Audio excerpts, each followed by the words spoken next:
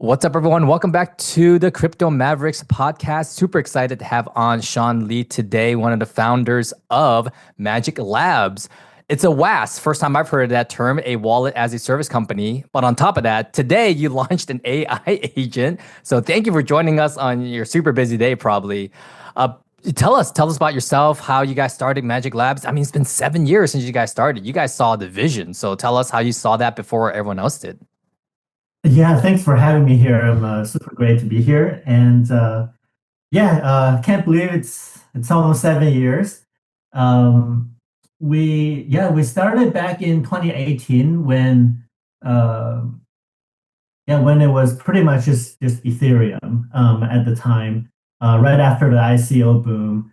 Really saw the vision sort of beyond currency with Ethereum and growing into use cases. Like people are even talking about DeFi, like NFT, how everything is going to be at the intersection between finance, governance, art. So it's very exciting. It's almost like a time of renaissance, and sort of this Ethereum's vision of being a world computer gave me the goosebumps. So I knew that I was going to build something in Web3. It also gets me very excited just learning about money and history and just everything about this technology. And tried to build two projects before Magic, actually, and couldn't really get them off the ground because of user experience challenges. Because at that time, the de facto standard was browser extensions, right? Where users are writing down their seed phrases like, burying pirate treasure in a desert. So, I realized that there needs to be this infrastructure, WAS, right? Wallet as a service, or now also called embedded wallet. That makes it really easy for just regular folks to create a wallet, whether that is using a email, social login, or SMS. And we figured out a way to create a wallet underneath in a non-custodial way, right? So we were hoping to bring new users to expand the crypto pie beyond just the early adopters. So this journey has always been obsessed about UX, obsessed about onboarding, getting users into Web3. And since then, it's been a wild ride. We've onboarded over 50 million wallets through the WAS offering alone. And we're powering some of the largest crypto applications like Polymarket, Helium, Immutable on the gaming side, and also distributing our wallets through Wallet Connect as well. With over 200,000 developers that has signed up for Magic already. And so we've felt like we've solved access, right, to creating a wallet, but still there's so much work to do, right, on user experience. And differently than 2018, there's now multiple chains, right, multiple protocols. There's different kinds of dApp UIs. That makes things actually a bit harder for users to get started. Even though creating a wallet, it's easier than ever. So we were just really thinking about like what's next, right? What can we do more? During last year, and then a couple of my friends working on AI in Silicon Valley told me about, hey, you should look at this tool calling thing.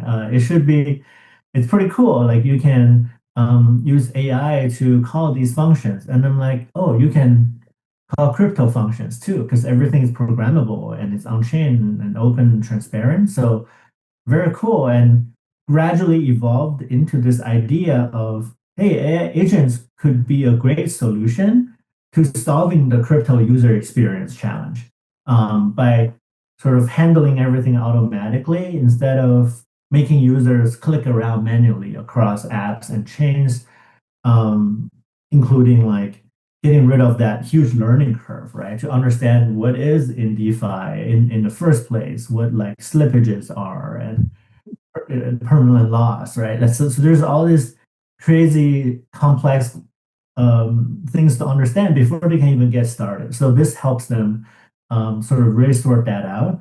And the vision here is for this next chapter is we think there's a lot of people building great capabilities on chain for AI. Um, a lot of them are actually open source, which is amazing. But I don't see a lot of players really focusing on trust and security, right? So that's what Newton and the Newton protocol is very focused on, is to make sure that users can actually trust these agents to handle their tasks for them, like automated savings and investing. Um, and this analogy I like to use is it's kind of like Tesla autopilot or self-driving money, right? In a way that kind of protects users from their own mistakes or scams or external risks. So that's sort of the concept, and everything is sort of backed by like on-chain and technology and cryptographic proofs. So yeah, that was a lot, but I can dive into different things, different questions that you guys may have. Yeah, I love the Tesla analogy. I've been trying to get Brian to get a Oh, Tesla for like 2 years. I've been trying to get Brian to get a Tesla for 2 years now. And yeah, full self-driving, a lot of people don't understand it. Even in the Bay Area, people are like, how can you trust it? But like you said, it's like a co-pilot, right? There's like seven eyeballs and on top of my two, that's like nine eyeballs. I trust that more than my two eyeballs, right? And and in the AI agent world, there's a lot of things that AI, instantaneously can handle transactions that humans can't, right? Mhm. They could look into the far reaches of the web and find the best yields and whatnot. Yeah. Right now, I have personally like five or six bank accounts, and I'm not getting yield on like 90% of them. But me and Brian were talking about this right before you got on. Is like, how do we? The trust issue is the factor. Like right now, we don't mind giving them $100, but how do we get to giving them 10, 20,000, and don't trust that these AIs don't hallucinate, right? Mhm. And mistakenly send our funds to a wallet that is not someone that we approved by, for example. Yeah. Yeah, so yeah, we thought about this and we broke it down into sort of three pillars, right? This trust problem. And the first one is to create proactive guardrails. So think of it like when you log into Google, right, with OAuth, and you're authorizing permissions, right, to Google to access the information, do things on your behalf. So we're taking a similar approach with agents, right? So we're using smart wallet or smart account underneath that creates these things called session keys, and they're on chain, and they talk to these permissions, right? And so these are permissions like constraints and guardrails you can set for the agent. Like you can only trade under certain volatility, or you can only swap if the yield is above 5%.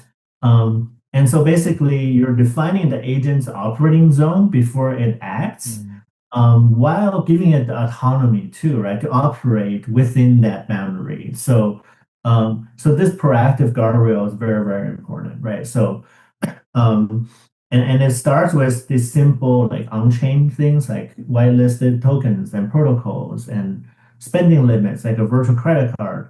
And it goes to more advanced and expressive guardrails like you can read Oracle eyes or real-time data, right? And or like Twitter sentiment for the agent to interact. So that's the pillar number one, which is guardrails. And second one is verifiability. So you may hear about this a lot in crypto, like verifiable AI. It's we're using combinations of two technologies. So one is a TEE, so called trusted execution environment. So basically, these are like secure lock boxes with audit locks, so you can prove that it did the thing that it claimed to do. And then zero knowledge proof, which is like cryptographic receipts. And this, by combining the analogy I like to use is it's like a flight black box with a notarized activity log. So if something were to go wrong, you can sort of peek through it and see exactly what happened, and how parties accountable, right, for what has happened. And it's a great use case of the blockchain as well in general. So that's the verifiability aspect. And then lastly, it's a reputation, basically trust through history. right? So in this case, agents operate and they earn trust by providing consistent and correct behaviors over time. And there's also going to be economic incentives to make sure that misbehavior is also punitive, right? So based on the track record of the agent operator, you can also see or experience this trust through history, right? So that's the three pillars of trust that we broke down for the Newton protocol. Sean, that's super interesting, and I'm a huge fan of like AI agents and the integration of AI and crypto. It just seems like a no-brainer for me. But like Joe said, one of my biggest qualms with it was like the trust of it. I don't mind giving it a couple $100, but really giving it a substantial amount of money.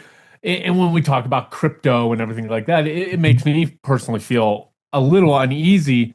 But Yeah. I'll get over pretty quickly. I'm over like I'll put that self-driving button on Tesla and won't think twice about it as well. But I love the analogy of a co-pilot. So just so I understand correctly, so you have three pillars here. It's the guardrails, the verifiability, and then the reputation where, Mhm. they essentially get incentivized.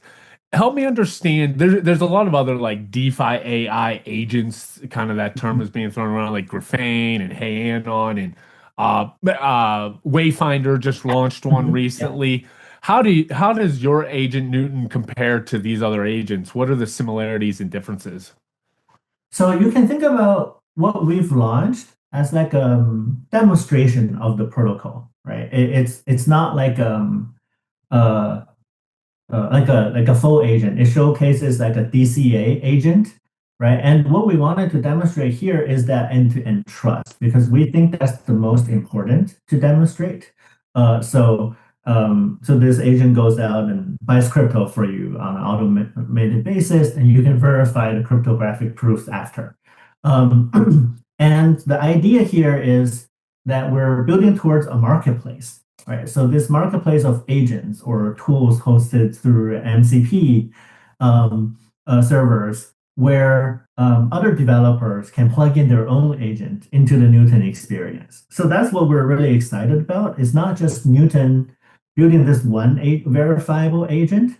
We're trying to inspire more use cases, right? And offering this end-to-end security and trust for even others to join, right? Like other agent developers could in the future plug in their own agent in the platform. So you can think about it more like this holistic platform than Newton being one single copilot. And then in the future, there could be agents that talk to other agents, right? So for example, there's one, it's like the Google of agents, right? That routes you to the right agents for you based on their reputation or certain preferences. So we're seeing this ecosystem really expand and become more interesting, whether that's user talking to agent or agent talking to agents. Talk to Um, us about, yeah. I probably utilize your wallet. I had Mattel NFTs. Oh, So yeah, talk to us about how maybe those two integrated because that's more enterprise, right? This is probably more, I mean, I wouldn't call it this agents more specific to, it looks like it's being built for like you mentioned, to provide processes and procedures, a new protocol per se, for safety, right? Is Mhm. it geared towards a certain type of user? Because right now it's everything's finance driven, whereas your wallet was more like it could do crypto and NFTs also. Where do you kind of Mhm. see the future of Newton? Yeah, so it's a different phase, right? So what we've done before with embedded wallets is very focused on access, right? And with Newton is what we help users to do afterwards. So NFT is a great way to onboard mainstream users, right? Like there's existing brands you can attach to NFTs, and there's like a checkout experience, make it really easy. So we're still doing that, right? We're Hmm. still offering embed wallets to help onboarding. Like for example, we work with Forbes Web3, we work with Naver financials in Korea as well. And we're making sure that the service is uh, continuously like scalable, like it works globally, it's efficient, so all of that. Whereas the Newton side, we're taking a huge step to show what's possible down the road. And we're hoping to shift the equation around, right? So as you can see, there's a lot of um, like there's still applications where when you're trying to log in, it shows a lot of different options to log in and wallets. Yeah. And there's just going to be like more wallets and more experiences. And that sort of becomes like fragmented and complex in its own way. So what I'm thinking about is taking a step back and really think about the use cases in Web3 um, and sort of bucket them. And I have this like I don't know, maybe like a controversial view where there's only going to be three types of dApps. There's going to be financial rails, right? These are like wallets or exchanges. There is a social network, like Farcaster or Kaido, like distribution through social.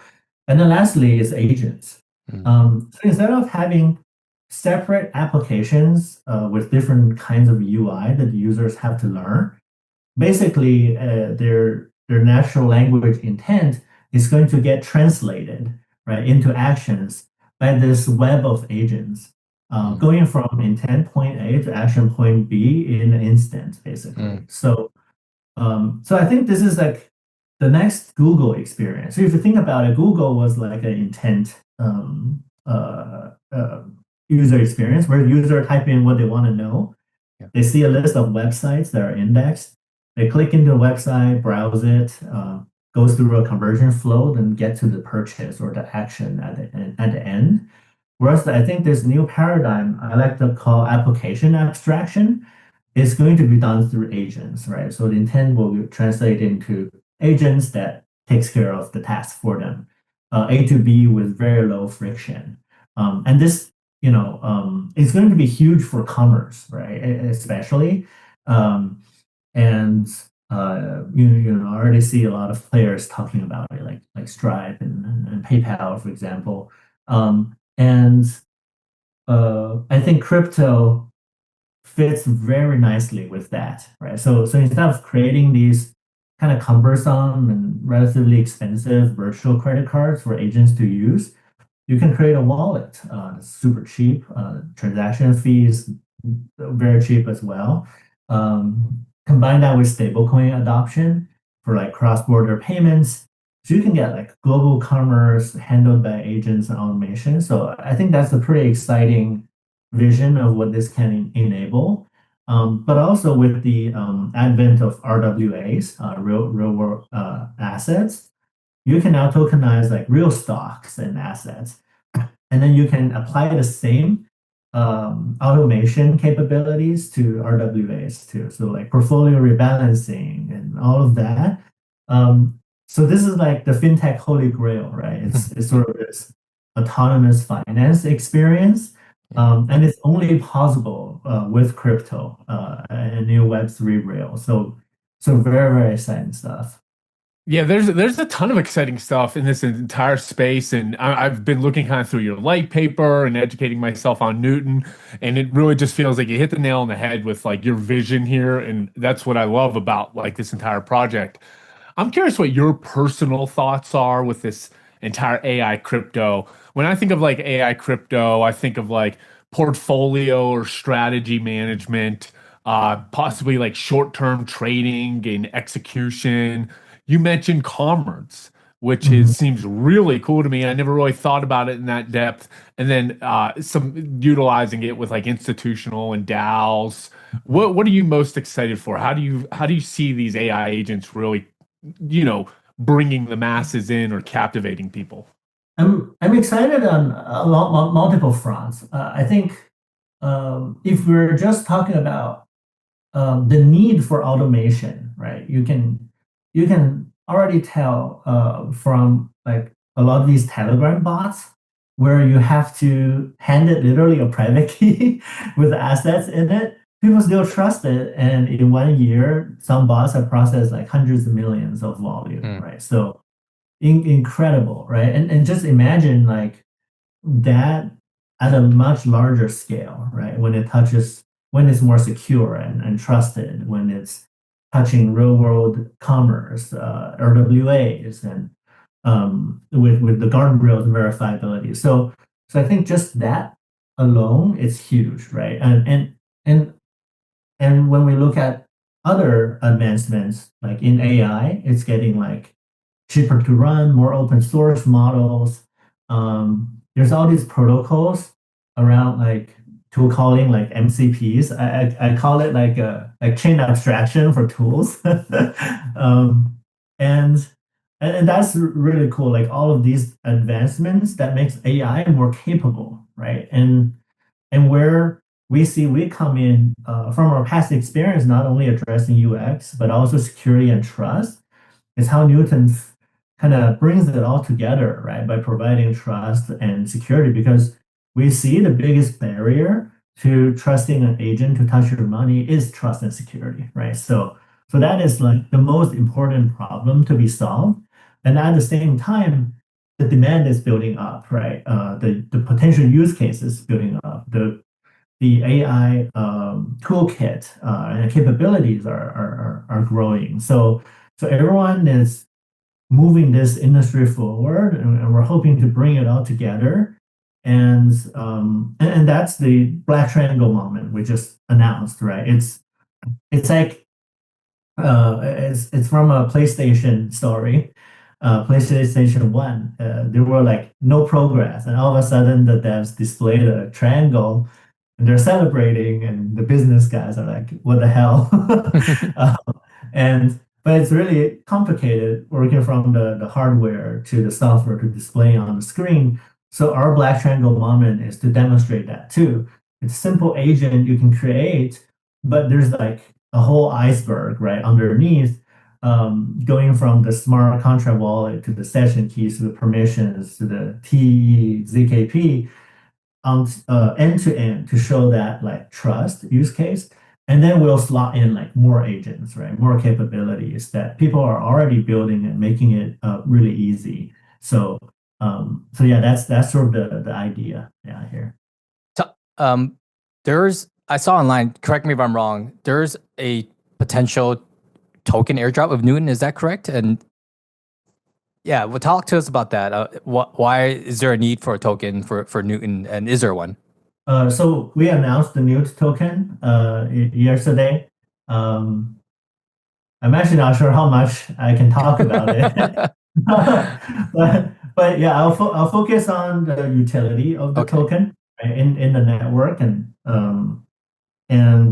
so there's going to be so there's validators, right, that's making sure, sorry, maybe a different sequencing, right? So there's operators, people who run the agents.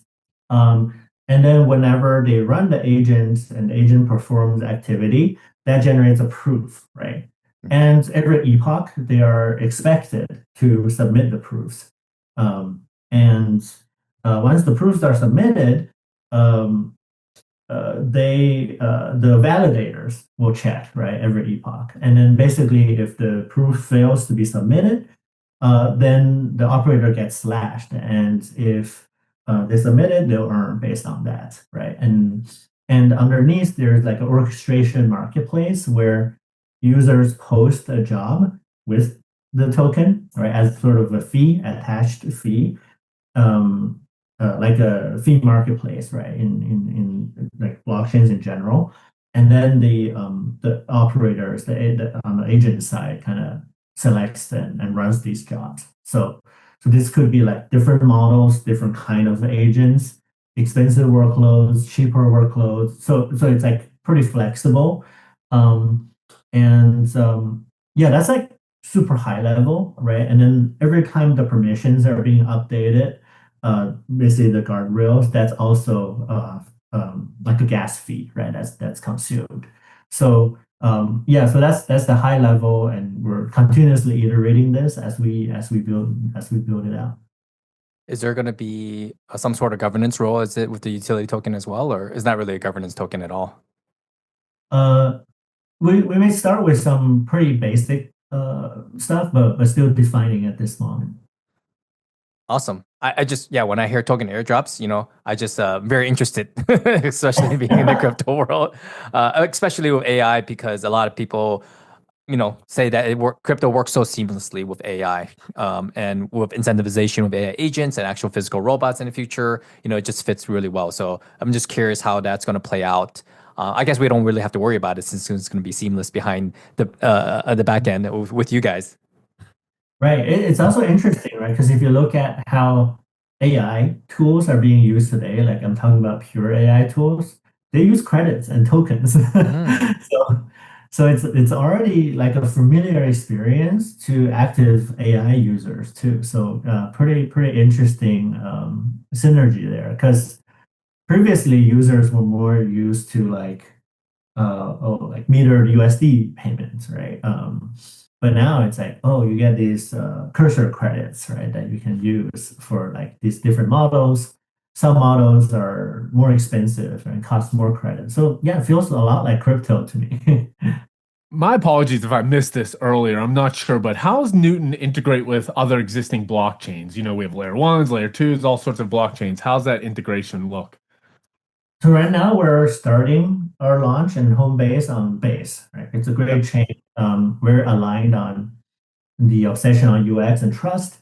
But underneath, our wallet uses the Rhinestone and Biconomy Nexus wallet, which is a modular smart contract wallet that is chain abstracted. It's a mouthful, but but it creates this kind of universal balance. So what that means is you can have USDC or ETH on the mainnet, Base, Optimism, Polygon, Arbitrum, and it will sort of show up as a single balance, which is pretty neat for like chain abstraction. And then when you're paying for a transaction, you can use fees across different chains. Huh. And there's a lot that's underneath, right? Of like routing, intent solvers, and resource locks. The whole point is to create that really simple end user experience that users are familiar with in their day-to-day life, right? Because you could have different like credit cards, but if they have like different type of money, it would be like pretty complicated. So it's yeah. So we're gonna do the chain abstracted balance for USDC and ETH to start. So that's how we're working across chains right now, and we use LiFi underneath for like some of the swapping work as well. But in the future, because of how we design um, the flexibility that we put into the protocol, we can support multiple VMs as well, going from EVM to SVM or move VM. So that is yeah, designed in mind, right? It's going to take time, but that's what we're planning. Yeah. I love it. And I would imagine the Newton token or Newt is going to be on the base network. Of course. Right now it's on the East network. Is it Yeah. on mainnet then? It's on mainnet. Oh, Yeah. okay. Yeah. Okay. Just great to clarify. And I know there was ways But to, we can. I think we should not talk about that part yet because we're still okay. wrapping up some decisions. Yeah. Okay. Okay. I'll be Right quiet now it's about on the that. mainnet. Yeah. Unless you want to drop any alpha, we're always here for it at the Crypto Mavericks. We like it, but I don't want to put you in a tough spot. Are we able to elaborate a little bit about how people were able to earn the airdrop? I saw on the website that you had some like Cato and Cato stakers and Yaps. Curious how if people can still earn any portion of an airdrop and if they can or can't, and how they were able to. And so we launched the Kaido leaderboard in partnership with their team. So it's